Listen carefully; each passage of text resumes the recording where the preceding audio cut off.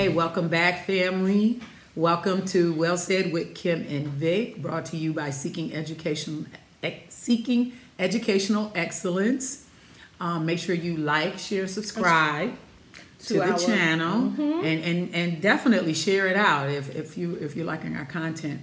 But what we wanted to do is just come back and talk to you guys again about some more chaos that's going on, and it's just not within communities. The chaos is going on television by commentators and news outlets, whether it be true or false. That's another form of chaos in order to derail you from finding out truth. And what our job here is, what we try to do as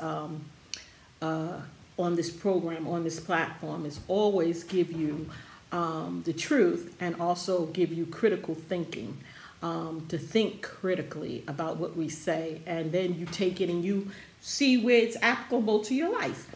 And it's just like the Bible. The Bible is not God's word.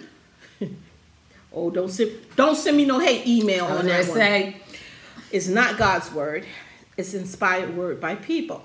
And it is a book in which you can learn from and make those writings applicable to your life. Well, the principle is there, right? And if you use it correctly, yes. There are a lot of biblical principles that are universal. That's universal. It's just like a book. You can get a book and you can read it. It could be by an author that is a Christian.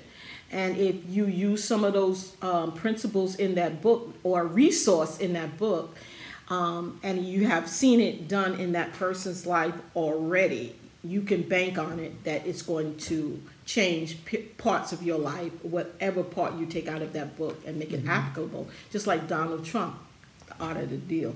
Woo, love that book. Well, I think that we could definitely agree that the Bible is definitely inspirational. It has plenty of universal principle that's applicable to anybody. I don't care whether you believe it or not. Yes. But the principles in that book are universal, and when you apply them, you will definitely see a difference in your life in a positive way. Absolutely. For sure. Like they call it basic instructions before leaving Earth, right? Yeah. So as we look at chaos, though, especially from a historical perspective, we can look back and see where even as little as 100 years ago, during some of the times of when fascism and communism and socialism was on the rise, which contributed in a lot of ways. It was after the First World War and before the second one, that time in between, where we started to see a lot of chaos across the world. And as a matter of fact,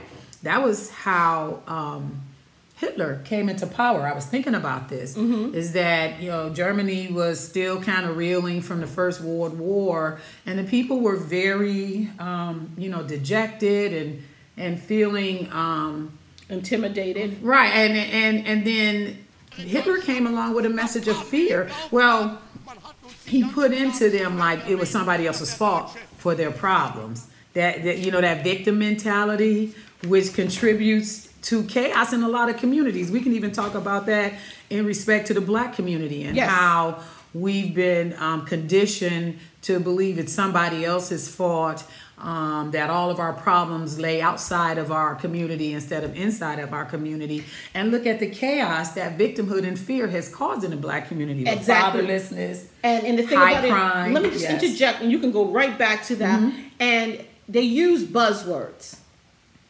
They use buzzwords when you're ready to go opposite or try something new.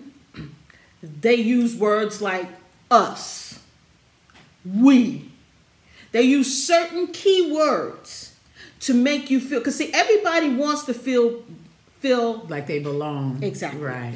Games are made to fill that void that boys have that may have an absentee dad. Right. Okay? Girls, absentee fathers. That's because right. They go to the have wrong to feel guys. Right. You see, that's the roots. There's a roots in all of it. Right. Okay? So what you're just saying about that, they always use there's always buzzwords. That's all I wanted to interject when you were talking. Buzzwords to try to take you off critical thinking. That's a great point, sis, because I do notice that coming from, from the left, that they are experts at communication. Yes. Propaganda, whatever you want to call it. They know they can take words that have ordinary everyday meetings and twist them, like you say, the us. And boy and girl is you can identify, but that's a whole nother story that we probably a whole nother topic we can get into. But as I'm thinking about the chaos back right after World War I and going into World War II, that's where the rise out of all of the chaos, the rise of socialism and communism came. Because a lot of people's fears were being played on. And the Marxists and the communists and the Leninists, all of those are the same thing. Played on people's fear to make them comply. You just got to think about the Germans literally looked the other way while Jews were being slaughtered and being killed. But you have to also know that there was a shortage. There was a shortage of food. Yes. So, it's always stemming back to, because you have to remember, why do people do what they do? Now, there was a shortage of food. So, them having a shortage of food, listening to someone that was feeding them, was shaking the bell to say, this is the reason why you may have the lack of this, or you don't have the opportunity of this, is because of that. And so then you get a lot of people blame it on a whole group of people. Blame of a whole society, a whole group of people, to explain away why they need to do what they need to do, and that's to extermination of another culture. Right. Because Hitler talked a lot about the Aryan race and how they were superior and but historically chaos is used to bring about change. Yes. And most of the time the change is not good change. No.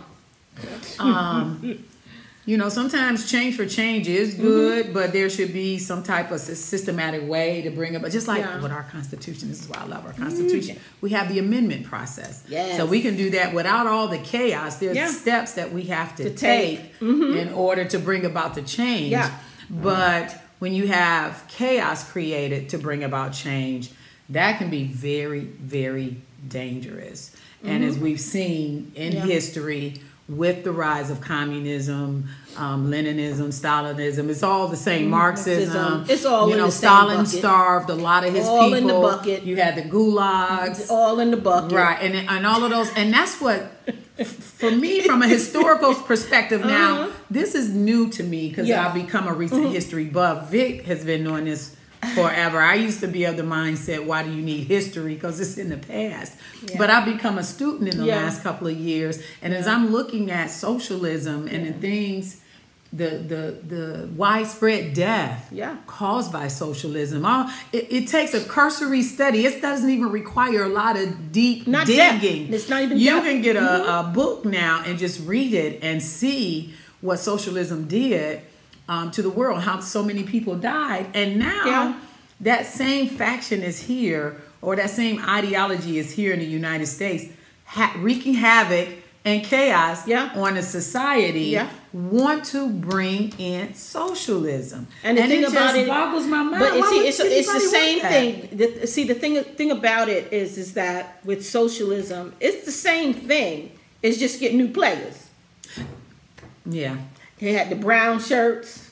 Now we got the black shirts. Right, Antifa. We got the black and red. That's right. But they still got the half moon on there for the communists. And the hand like that. If people don't understand that's a communist signal. Yes. And the reason why people are so quick to pick up their fists is because they don't know the history of all of these symbols. Everything in our society today, everything in this world, and that's moon is even before them. Right. We're talking about all the way back in biblical times. If you look at the carvings on the cave walls and stuff like that, and during the Egyptian period, you always had the moon, and then you had the stars, and we have astrology, and now see with the church run away from astrology because he is now demonic. But you know what? That all stars, that's for time.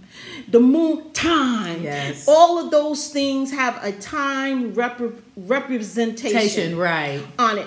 And see, what happened now is that we don't even want to know about the stars and the moon because see, it's been taught as it's like not, it's witchcraft or something. It's I've witchcraft, heard about that and see, that's how we've always learned was by stars and the moon and. Well, if God created the universe, He put them there for a reason. Yeah, and yeah, it must mean something. So I'm open to.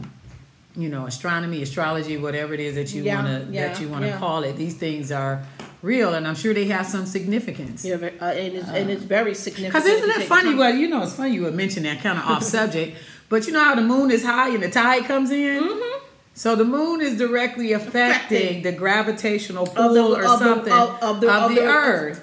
Yeah. So it's not just there. Yeah. It serves some sort of purpose. And see, that's the thing. That's and I just thought about even that. There's things that I don't even know, and it's like when I read something, it's just an aha moment, and it's basically a key for me to say, okay, let me pencil this down. I got to go back to that when I get some time, because it's so important to come acquainted with these things, because time you can never get back.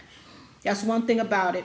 Right. You can work hard, you're not getting it back. It's just gone. Right. And see, this is what we have to understand. All of this history that's happening now. This is time that's being documented. Right, because 20 years from now, 50 years from now, 100 years from now, people living then are going to look back on and this say, period. Well, why they didn't do this? Well, why would they do? And in the same way, we look at our people, judge our forefathers. Our forefathers were not perfect people, but they were very wise. But God gave them wisdom. Such wisdom. Okay, where that they knew we would be at this point in this time right now. You know why? Though one of the things I did learn about the forefathers, because the majority of them were believers. Exactly. And those of us who are believers understand the sinful nature of man. Yeah. And that's why they put mechanisms in place in the Constitution, checks and balances, right? Co-equal branches of government. One can't override the other. They had the foresight and the wisdom. And see, I think that's the difference, or that is the main difference between the constitutionalists and the progressives or the Marxists. We believe in the individual.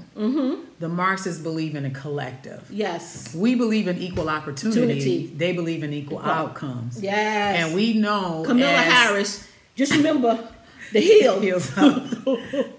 So as God's children, He gave us each individual. He made us individually, and He understands that we're not equal in talent. He gives us all different talents. So there's no way in the world you can have equal outcomes. It's just such an unrealistic goal, and you end up with dystopia instead of utopia. So chasing after that utopia is never going to happen, because we live in a fallen world and we're sinful creatures. We make mistakes, and the forefathers understood that. So, and the Constitution is really written to protect us from ourselves. That part. And on that note, thank you so much for joining us. Look, we protecting us from us. The Constitution, that's profound. That's right. Of course. So thank you guys for joining us again. Don't forget to like, share, and subscribe. Thank you for joining us on Well Said with Kim and Vic.